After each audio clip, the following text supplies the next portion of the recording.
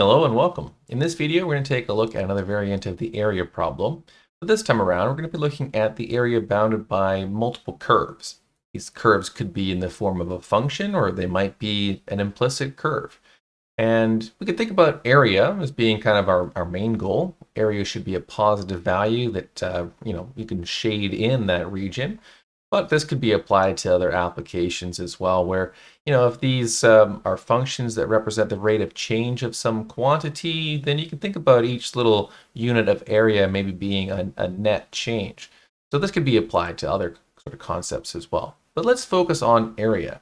So let's start off with a picture here where we've got maybe two functions to start off with, y equals f of x and y equals g of x. And we're trying to find the area in between these two functions over the interval. And here I've got the interval from a to b, and so I can visually represent shading this area in. Now it is quite possible as well that, if we're just trying to find the area bounded by these two functions, then we might be looking for the area of this whole region, and we would have to do a little extra legwork first to find the interval by finding the two intersection points.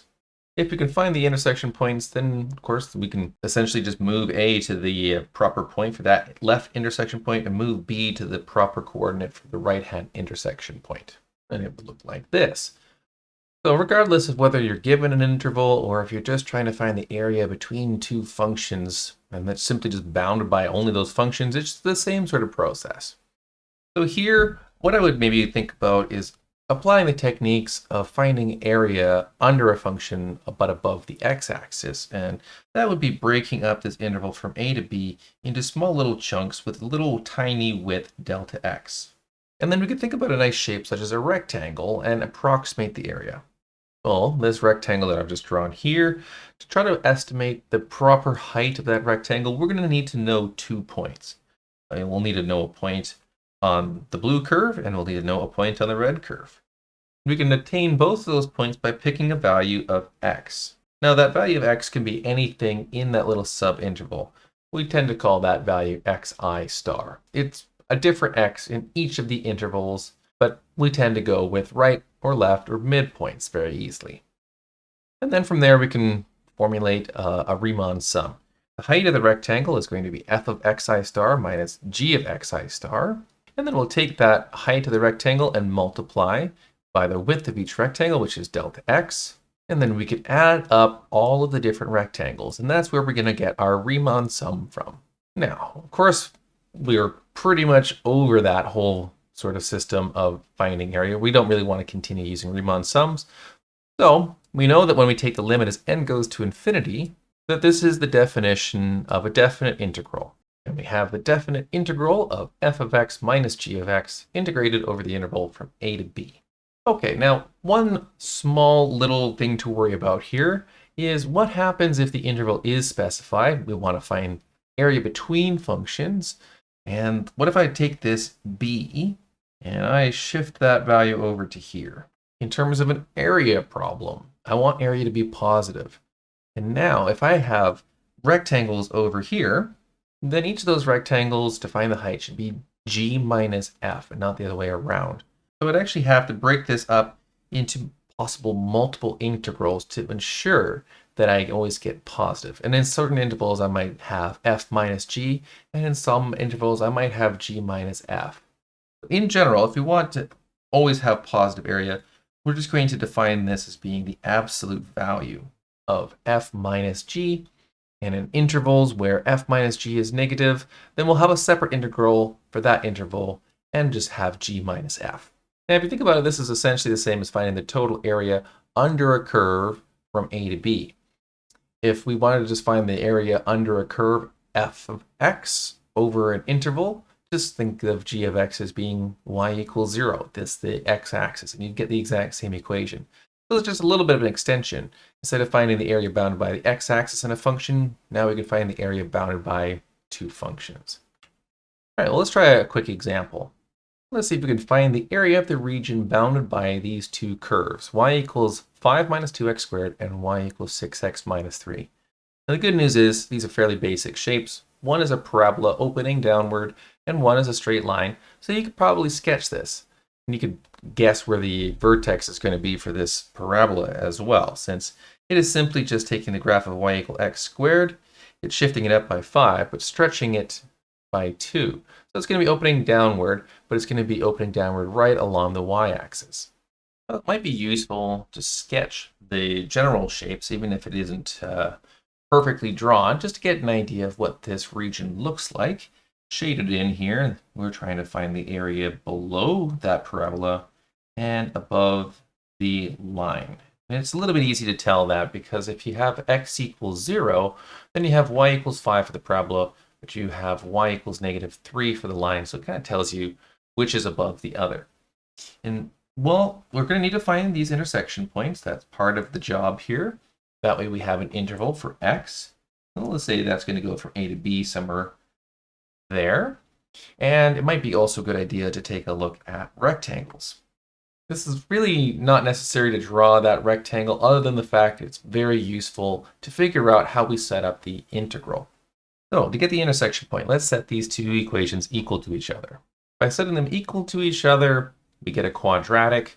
We can move all the terms to one side, factor out a 2, and then we end up with the two linear factors x plus 4, x minus 1, which gives us the two x coordinates of our intersection points. X equals -4 and x equals +1. And it might be nice to just go ahead and find the y coordinates, even if we don't need them for this example. Okay, well, with these two intersection points, we can figure out our interval for integration. Our interval, a comma b, is -4, 1. With that, we can set up the integral, making sure that we've got our red function minus our blue function. Now, it's really important to use brackets here, and we're going to make sure that we keep track of all these negative signs. Since we're subtracting two functions and eventually we'll be plugging in a -4, there's going to be a lot of chances to mess up on a very small negative sign here. Let's collect like terms and pull out factors, and then we can apply the power rule. And once we've evaluated the antiderivative, we'll just have to plug in x equals 1, x equals -4, and find the difference. And this gives us a total area of 125/3. Now, this example was a fairly straightforward example because if I look back at my image here, no matter where I decide to have this approximating rectangle, you can see that I always have the same boundary. If I place this rectangle to the right, I still have upper boundary being the parabola, lower boundary being this straight line. And it doesn't matter where I place it. I always have the same upper boundary minus lower boundary, and so that makes it a very simple single integral problem over the whole interval. But in the case where boundaries are not consistent, we'll have to split the interval up into multiple integrals. So let's just take a look at how to set that kind of problem up. In this example, let's see if we could just set up an integral. We won't necessarily solve it, but set it up so that we can get the total area of the region bounded by a semicircle, which is just the top half of this circle of radius 5 centered at the origin, and the horizontal line y equals 3 over the interval from x equals -5 to 5. So definitely it's going to be useful to just try and draw this picture, and we'll set the integral up by just taking a look at the various regions involved. All right, well, here I've drawn that circle of radius 5 and the line y equals 3. Now, I only want a semicircle, so we'll have to figure out how to just get the top half of this circle. And the circle, x squared plus y squared equals 25, is not a function. It doesn't pass the vertical line test. But if we just want the top half of the circle, then that is okay. The top half would pass the vertical line test, and we can write this as a function y equals f of x. So let's solve for y. And in doing that, we end up with y squared equals 25 minus x squared. And when we want to solve for y, since it doesn't pass the vertical line test, you're going to find that when we square root to try to solve y, you're going to end up with y equals the positive root and the negative root of 25 minus x squared. But the top half of the circle is, of course, going to be the positive root. All right, well, now we can just say that this is a function y equals the square root of 25 minus x squared, and we have another function y equals 3. And we've got our interval given to us from -5 to +5, which is in fact the whole domain of our function for the semicircle. And if we want total area, then we'll have to consider these three shaded regions. And you can see in two of the regions, y equals 3 is the upper function, and in the middle region, we see that y equals 3 is the bottom function. So to get total area, we should split this up into three separate intervals. A1, A2, and A3 should all be calculated separately. Now, by symmetry, you see that A1 is equal to A3. That would possibly make this a little easier. And also by symmetry, you see that the left-hand half of A2 and the right-hand half of A2 are exactly equal area. So it should save us a lot of work if we simply calculate two areas. These two areas here I've just highlighted with purple.